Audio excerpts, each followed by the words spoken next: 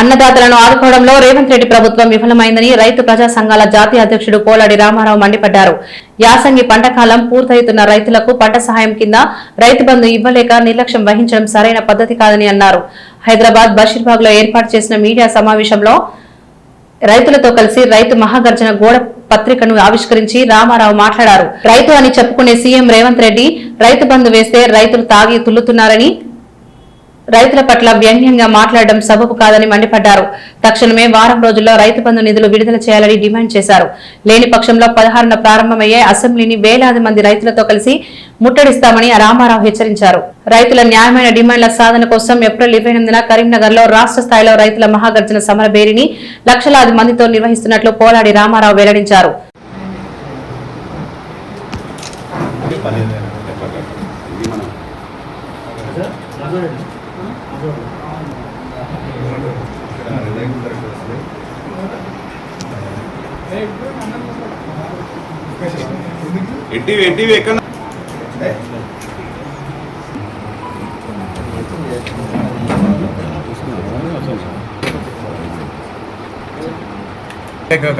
Manifesto పెట్టింది.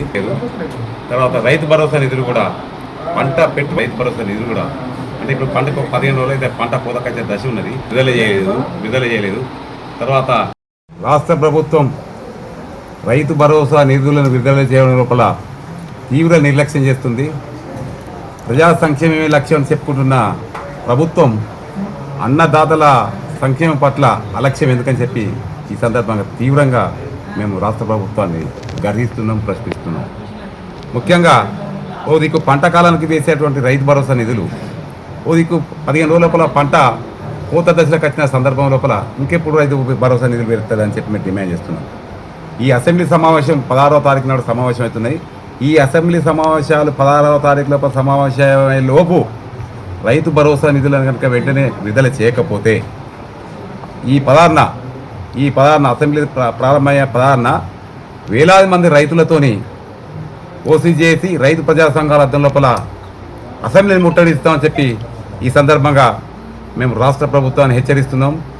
మా ఈ పోరాటం ధర్మ పోరాటంగా అన్నదాతలకు అండగా బాసటగా నిలవాలని చెప్పి మేము చేస్తున్నాం. మా పోరాటానికి ఎవరైతే మద్దతు ఇవ్వరో వారికి రాబోయే ఎన్నికల లోపల తగిన గుణపాఠం చెప్తాం. పౌరు రైతులను ఆదుకుంటామని వారికి సంవత్సరానికి 12,000 చెల్లిస్తాం, ఆర్థిక సహాయం చేస్తామని చెప్పి రాష్ట్ర ఈ అధికార పార్టీ అప్పుడు కాంగ్రెస్ పార్టీ ఎన్నికల మేనిఫెస్టో పొందుపరిచింది.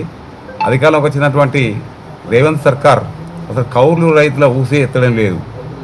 ఓటు బ్యాంక్ రాజకీయాల కొరకు కౌలు రైతులను మభ్యపెట్టిరు. వాస్తవంగా ఏంటంటే కౌలు రైతులకు ఎవరైతే యజమాని దగ్గర కౌలుకు తీసుకుంటారో ఆ యొక్క రైతు బంధు కానీ వివిధ వచ్చే ప్రధానమంత్రి కిసాన్ యోజన పథకాలు కానీ వారికి కాక ఓనర్కే పోతానే తప్ప కౌలు రైతులకు పోవడం లేదు. దీనిలో ఒక చట్టం తేవాలని చెప్పి కూడా మేము డిమాండ్ చేస్తున్నాం. కౌలుదారు చట్టం తేవాలని చెప్పి మేము రాష్ట్ర ప్రభుత్వాన్ని, కేంద్ర ప్రభుత్వాన్ని డిమాండ్ చేస్తున్నాం. అన్నదాతలకు పంటల గిట్టుబాటు ధరలకు కూడా వాస్తవంగా వారికి ఎన్నో రకాలటువంటి ఇబ్బందులు ఏర్పడి పెట్టుబడి సాయం కూడా రావడం లేదు కనుక వారికి అన్నదాతల పెట్టుబడి సహాయానికి రైతే భాగస్వామ్యంతో నిర్ణయించుకునేటువంటి ఒక రైతు ప్రత్యేక చట్టం తేవాలని చెప్పి కేంద్ర ప్రభుత్వాన్ని మేము డిమాండ్ చేస్తున్నాం.